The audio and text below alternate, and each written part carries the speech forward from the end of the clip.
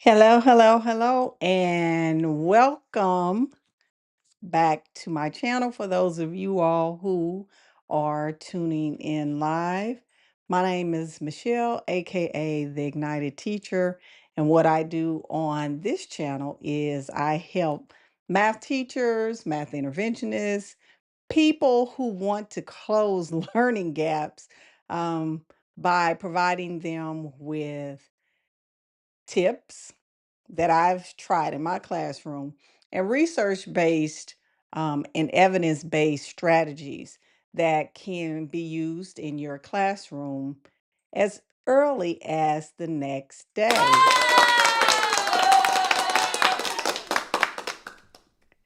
Oh, hi, Coco. Very good.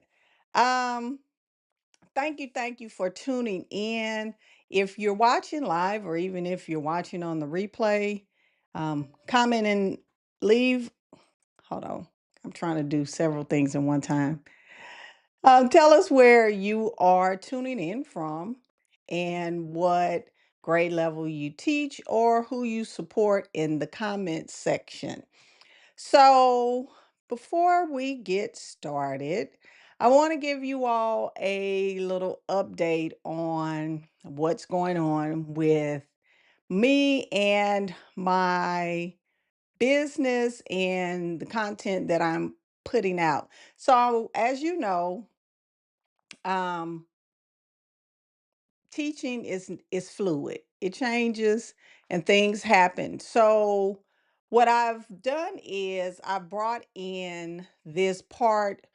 I used to just focus on math intervention, how to get your interventions together. But as you know, I have the math intervention cycle, which it's only 4 parts: assess, diagnose, reteach, reassess. That's it. So I had been focusing on a lot of the diagnose and the reteach, but I am into the reteach. But in the reteach, it's knowing how to close gaps. I didn't realize that that was really a thing as I started to delve into my own lens and how I close gaps. I realized that I follow a process for closing gaps. And it's my own process that has worked well over 10 years with students that is basically proven by through my own data. Uh, Action research is a thing. And I know teachers probably haven't heard this or are new to it and hadn't heard it in a long time. But action research is when you take a researched based theory and actually implement it in your classroom, adjust it and for your classroom to see if it's something that actually works. Now, for me, I do a lot of action research around math interventions, and how long it takes to move kids. And I've done this for well over the 17 years that I've been teaching mathematics. And what I've found is one, it only takes for you to focus an extra hour a week on specific skills to move the needle. That's first and foremost. That has been proven. A lot of people say, well, you have to have small group every day. That's not true. It's based on the time and the strategicness of your intervention in which determines how the needle is going to be moved. And I found that that is only 1 hour a week. But also, I have found that through my intervention guide, which you see on the screen, let me scroll. I My math intervention implementation guide, I'm going to walk you through a template that I recently just added. So if you purchase this template, go and re-download the updated version. And I add to this um, guide as things progress. So in my math intervention guide, there is a template labeled anticipated learning difficulties. And you may be asking, well, what are anticipated learning difficulties? Now, think about anticipating.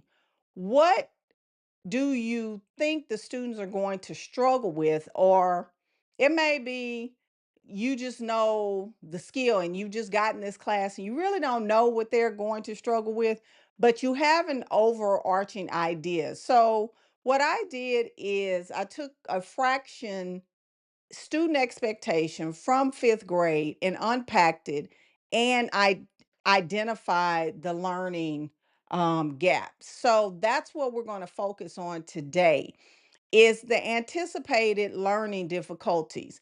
That means if you have students that are working below grade level, and it can be on grade level students, it can be GT kids, there are going to be learning difficulties, especially if you're new to teaching and you're not aware of the nuances of the student expectations. So let's just get into it. So I've already, and let me see if I can zoom in. See.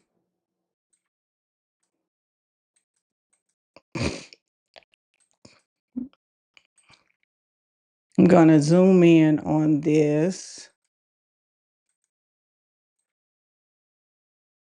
so you can see it a little bit better. So it's the grade level expectation. Now, this is tier one instruction. So this is instruction that is at or above grade level. So in this student expectation, it says represent and solve addition and subtraction of fractions with unequal denominators, referring to the same whole using objects, pictorial models, and properties of operation. So that's the on grade level student expectation. Once you finish teaching this, the student should be able to add and subtract using representations, add and subtract fractions using representations of whole numbers, of fractions, use with unequal denominators using objects, pictorial models, and properties of operations. That's what they should be able to do. But a lot of teachers who are new to the profession tend to think, oh, well, I'm going to teach this all at once. That's not how that works. So the next thing that you do is you go here in this template, and I have an arrow. Okay, you have your student expectation, and then I have an arrow. The actual learning objective, because you're not going to teach this all at once. So you're going to pull out the sequence for this because the student expectation is not where you start. You have to create a sequence of how you're going to teach this over time. So I would say, because this is a fifth grade student expectation, this would take me at least 2 weeks to get through this, at minimum 2 weeks. So here's a learning objective that I pulled out from here. I can add fractions with unequal denominators by using objects and pictorial models. That is it.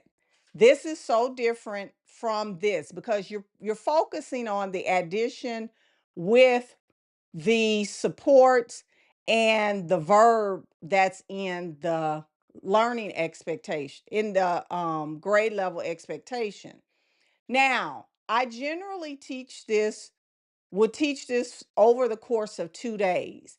And at the end of those 2 days, they should be able to add fractions with unequal denominators using these representation objects and pictorial models. So the next step is the learning difficulties. The learning difficulties that you think your students may have. So let me zoom in a little bit more so you can see. Now, the learning gaps are the anticipated learning difficulties that a lot of students or pitfalls that may be in the lesson that you may not know about, but you plan for these before you start your or even attempt to put the lesson together. So I came up with about 5 of them. Understand unit fractions, and I'm going to show you how that looks in an interactive notebook that I kept from one of my 5th grade classes. The number 2, role of the numerator and denominator. A lot of students and teachers assume that students understand the numerator and denominator. A lot of them do not. The denominator has a distinctive role, and it tells us how many there are in the whole, and it also tells us how many are in a group or a set. So those are two totally different things. There's part to whole, and then there's part of a set. A lot of teachers get tripped up on that, and a lot of students, by the time they get to 5th grade, they should be able to distinguish between the role of a numerator and denominator when it pertains to part to whole and part of a set. The next one, denominators cannot be added. You'll be surprised how many students that struggle with this concept do not understand the concrete nature of when we add fractions, the denominator is the whole. So if you're adding the whole is changing. But if you plan for that in your lesson, it'll clear up this misconception right here that the denominators can be added, but you have to plan for that. Then there's number 4. As the total parts increase, the parts get smaller. This always baffles children. And I always tell them, I say, hey, say for instance, you go to a birthday party and you have a cake and you have 10 people there. Are you going to get a large size piece of cake or are you going to get a small size piece of cake? A lot of the students say, well, we're going to get a decent sized cake. But then you go to another party and they have the same cake there, but then there's 20 people there. And you're like, no, you're like, well, how big of a slice of cake will you get? They say, oh, it's going to be smaller because you have more people. That's what students need to understand about the denominator and the parts. As the parts in a part to whole model become larger, or as that numerical value in the denominator changes, it gets smaller. And the last one is fractions greater than a whole, because if you're adding fractions, you're going to end up with a fraction that's greater than a whole, or we call them improper fractions. And the students have to be able to um, switch between your improper fraction and mixed number, where you have a larger denominator and a smaller numerator. So, what I'm going to show you all is how this can be done in your classroom. Now, one of the things you have to understand, the student expectation says represent. This is not an abstract concept. A lot of teachers who don't understand the model will resort back to an abstract concept, meaning, oh, we're just going to show you the operations. That's not how it should work. So I'm going to just briefly show you some examples of how I taught this when I taught 5th grade.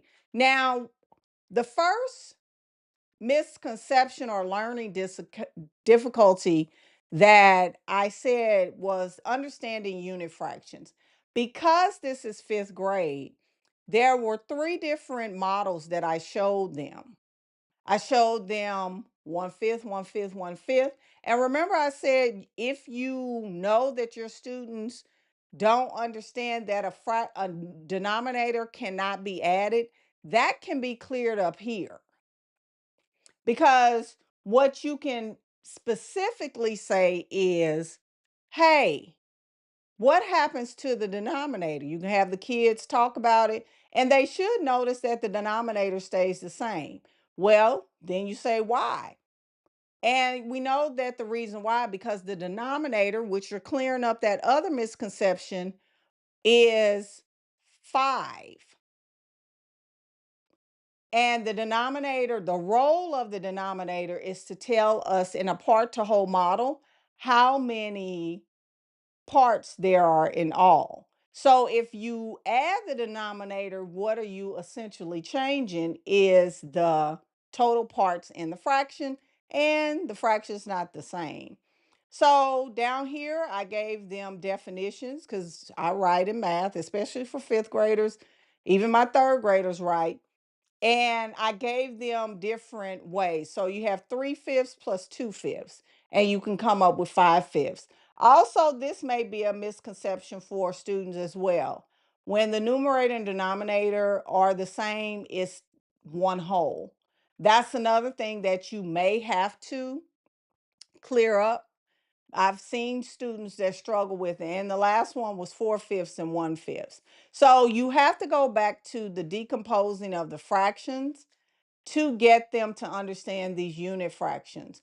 I also put the word partition to divide an object in a non-unit fraction, because some of your students, especially English language learners, they're just not going to say, hey, a unit fraction doesn't have a um, one as a numerator. You have to specifically say that to them.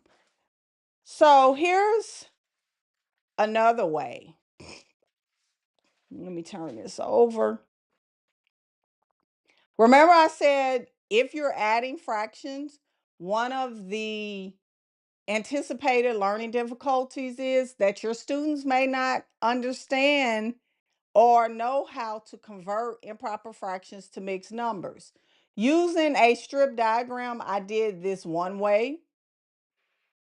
And then we did the same improper fraction and converted to a mixed number. I gave them some practice.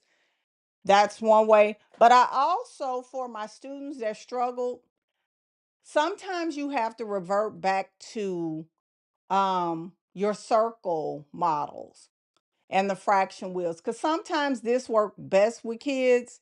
And for me, it doesn't matter. You don't have to use the strip diagram, but as long as the kids are familiar with it, they're going to choose whichever method works for them to convert them.